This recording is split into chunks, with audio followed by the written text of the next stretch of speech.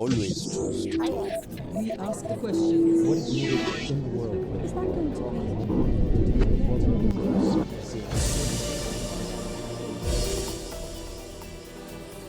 The African National Congress has been the dominant party in South Africa since the end of apartheid. It took power in 1994 with Nelson Mandela as president of what became known as the Rainbow Nation. But in recent years, the ANC and some of its top leaders have struggled to bring South Africans together. President Jacob Zuma is facing hundreds of allegations of corruption. A recent ruling by the country's highest court said he violated the constitution when he used government money to renovate his private residence. The ANC has also faced harsh words from the opposition, the Democratic Alliance, and particularly the Economic Freedom Fighters Party, or EFF.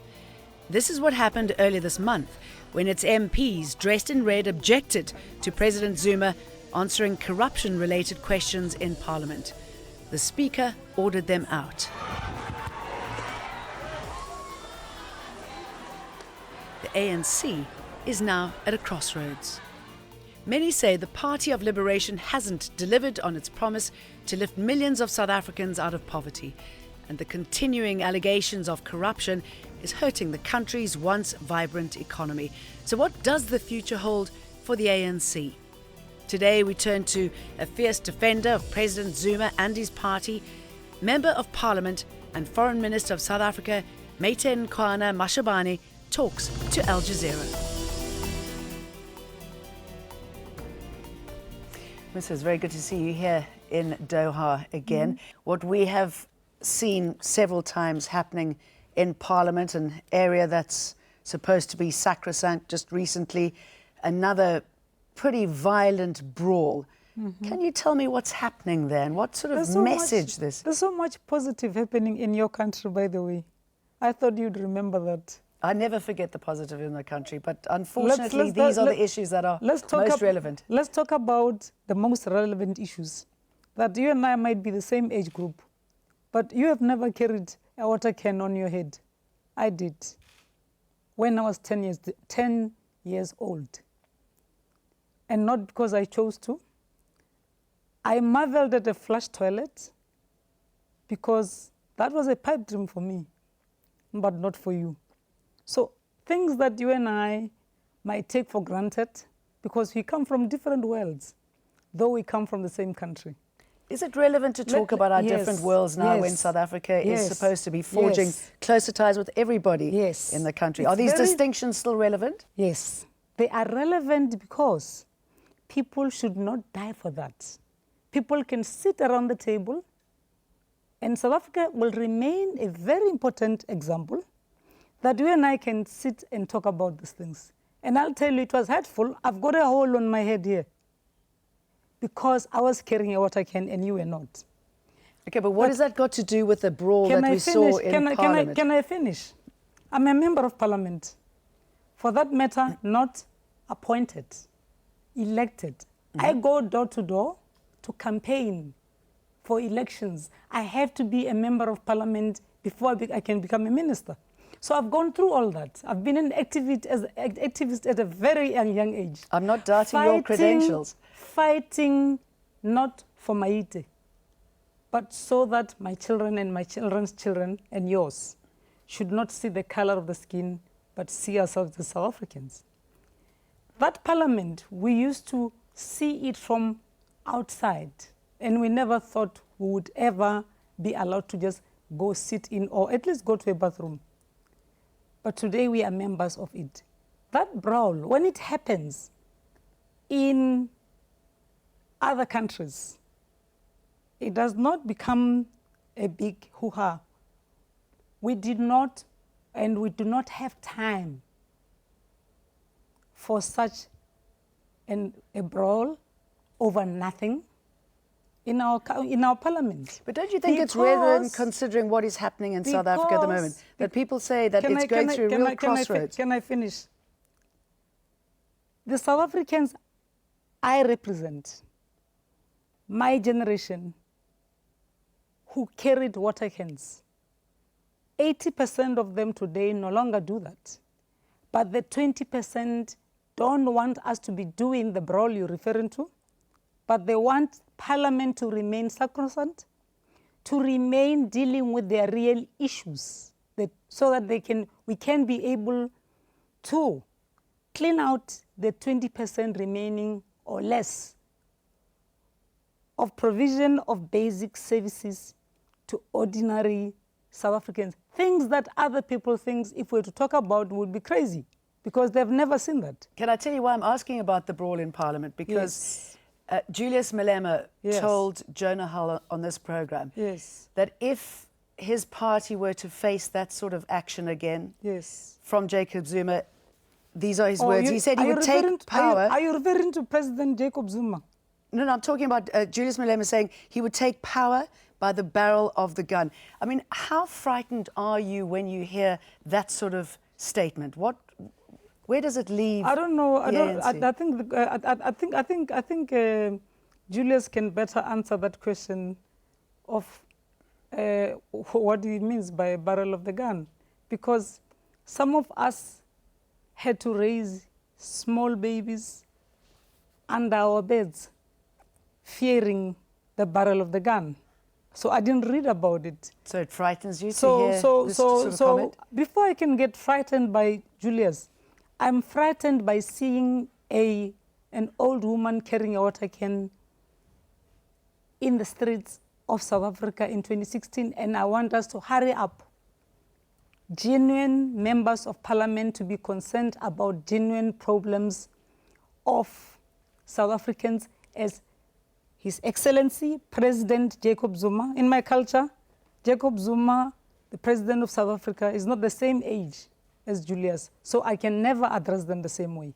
You say that you want to see the woman who's still carrying water on her head today have a better life, but how is what we sing in South Africa at the moment, how is that going to help? And I'm going to ask about several things. I mean, there was a seismic shift in the view of South Africa, what was happening in relations in South Africa when the respected Nene, the former finance minister, was kicked out of his job. I mean, that had a dramatic impact on South Africa's economic reputation and the rand. I mean, that sort of action is not going to help the people that you're talking about. By the way, the respected Nene, my comrade, is not the first minister to be removed from a seat of cabinet.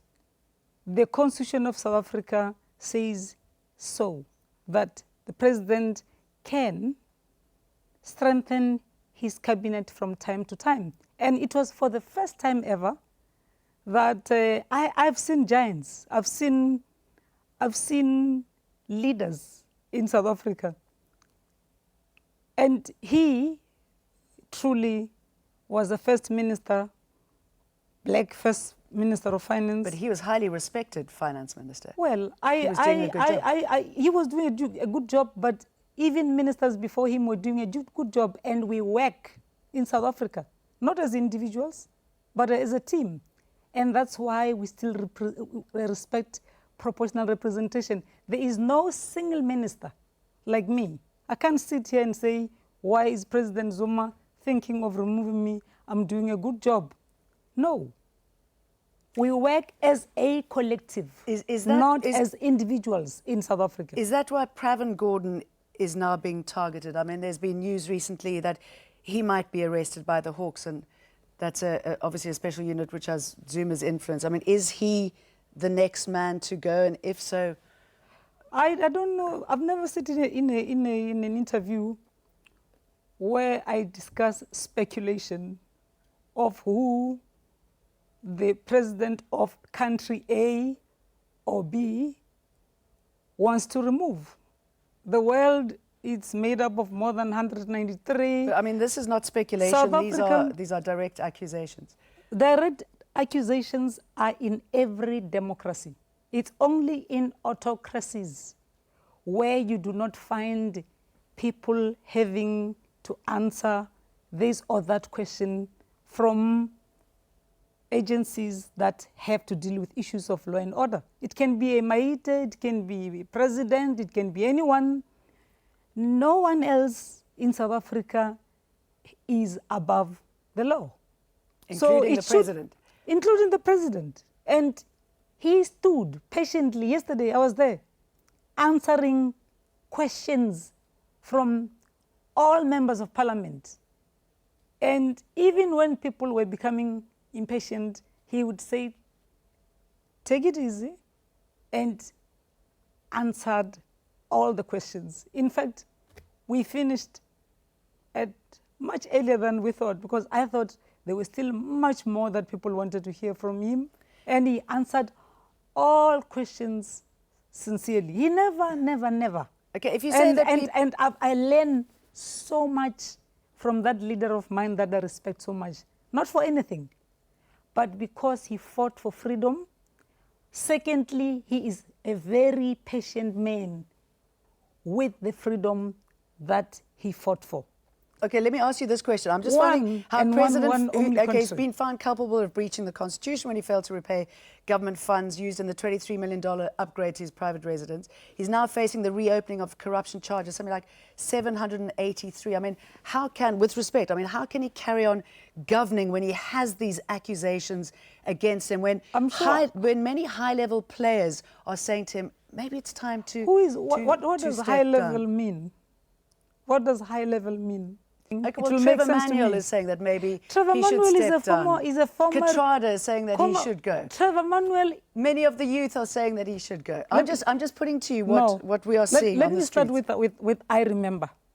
When I was an ambassador, I served with Comrade Trevor Manuel in Parliament for 1 year. I say 1 year because Mandela gave me the honor to be an ambassador of Malaysia for the first time, black, in Malaysia in 1994. When he was appointed, because of the color of his skin, he was called a minister of common sense. But it was never an issue. We supported him. Later on, he became a highly respected, now former minister of finance. So I don't know if there are still, after apartheid, categories of people in South Africa whose opinion value much more than the rest. I thought we had fought against that. Okay, can I play something? This is from a little kid that we found, support of the ANC, and I'd just like you to listen to what he says. The legacy of Nelson Mandela and Oliver Tambo and all those people back then, it has changed.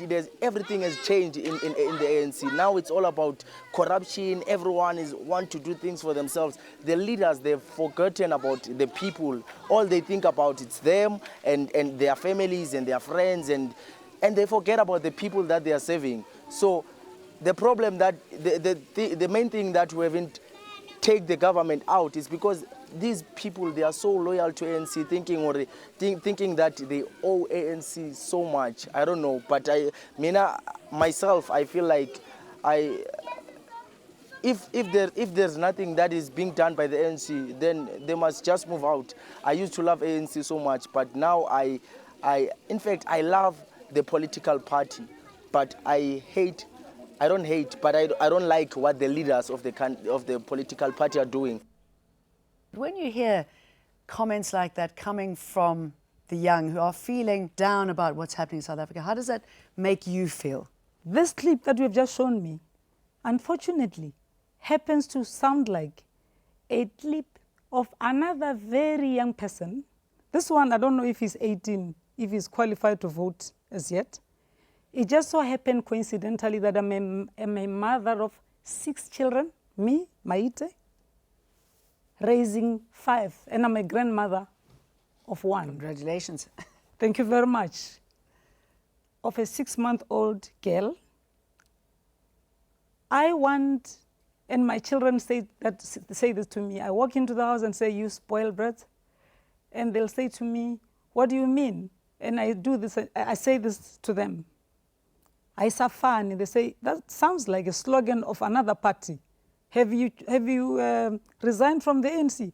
So I laugh because I just wanted to test if indeed this so-called Aisafani Is Okay, no but longer. but I want to Can bring to you what this man is. Can yeah. I finish? Yes, but Can I want to can hear what you have to say to finish? young guys who will be the next voting. I want to say to this young man, Yes. I wish you could be like my children,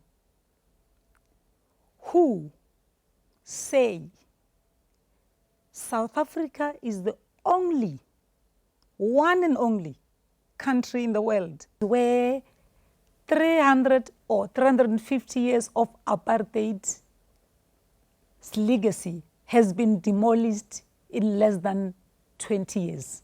But despite Whether that, I go to parties. the So can I UK just ask you? Despite that, you've got parties like the EFF and the DA who are gaining in popularity, and That's called they democracy. they tell us that they might form a coalition. I mean, is the ANC Why concerned not? No, about we're not. their longevity We or are not- the elections coming up We in are not August? concerned because there is no other political party in the world that I know of that has had a segregation, colonialism of a special type. Does that allow it, though, that- to rest on its laurels? though? that has managed to do as much as the ANC of Nelson Mandela, But people of wanted to do Oliver more. Tambo, People wanted to of Jacob Zuma, had managed to do as much as we had achieved in 20 years. Show me, tell me of any other developing country that is not celebrating 50th anniversary, 70th Okay, but I want anniversary, to talk about but the has not politics done going as much. forward. I mean, is this Marching why, forward, marching forward, I can assure you. Is this why the ANC is Marching taking from forward. the EFF Marching forward. playbook now when it comes to land reform? Are we going to see changes there? EFF is a party led by young people Growing in popularity? who got 6% in the vote. And the little I know about arithmetic is 600% minus 6% doesn't make you grow in popularity. There was once a party of led by a former Minister of Defense of South Africa that got 30 seats. In the following national elections, they got 3 seats. Luckily, it's happening all in my lifetime. So ANC, African National Party, National Congress, is not a party of popularity. It is an organization, it's a political movement, the oldest political movement on African soil. And for that, it's it will about, always be respected. It will always be respected. Let me bring and you back it's to- always about the people, and that's why it has managed to do so much. Okay, at the moment, in 20 years. Yeah. I've asked you a question. Give me an example or mention one country which has suffered an apartheid of a special type. I know, but and it's still, but managed people to do are away saying with it. now is the time Which not to people? rest on its laurels. Okay, let me ask you now. So the economic problems, travails that South Africa is going through at the moment, Yes. and the political uncertainty, Yeah. what sort of impact is this having on foreign policy? I mean, I where don't does know, this leave I don't the country? Know, I don't know about political uncertainty because I don't know of any gathering. South Africans, like me, want to know of what they put bread on the table. They want jobs. And South Africa is one of the very few countries, developing countries, that are globally intertwined. I asked one young man from Moody how many countries get assessed by them from the continent of Africa. He said, we haven't even started. We've started with you. And I asked him, as a black person, so you've started when? He said 1994. I said, where were you in 1994? I'm sure you remember this. When we had something called Operation Lifeboat, of sinking 6-7 banks that had nothing to do with black people. That black people spend 45% of their savings. I know, I'm talking Saving about- that- I'm talking about now where South I'm Africa talking is- about the South Africa of the now that started in 1994, that I went to Malaysia as a young woman to represent. Let me ask you, looking forward to the American elections. Yes. And I know there's been a shift in South African policy away from the US. We're not as intertwined South Africa's not as intertwined as it used to be. How do you see the elections playing out? Do you have a favoured presidential nominee? And what impact do you think it would have on Maybe South my Africa? granddaughter, who happened to be named after me, will have a favoured candidate of another country. But as for my children, are still concerned about their own country. And for your information, because you don't stay at home, South Africa is still as intertwined globally as it was. And that's why people want to know what's happening on a daily basis, and we answer all the questions. The day shall rise and shall set, and the sun shall set, and South Africa will remain a global player, a member of BRICS, a member of the G20, a member of all other respected multilateral institutions, a country that ran a very successful UNFCCC climate change negotiation, a country led by such solid leadership that the French people are still thanking us up to today that they've never seen a G77 plus China speaking with one voice from the Sustainable Development Goals to a climate change conference, speaking with one voice because South Africa was leading. Well, that's good to hear, and thank you for answering my questions. We have run out of time. My pleasure. So thank you very much. Thank you Pleasure. for talking to Talk to Us. Thank you.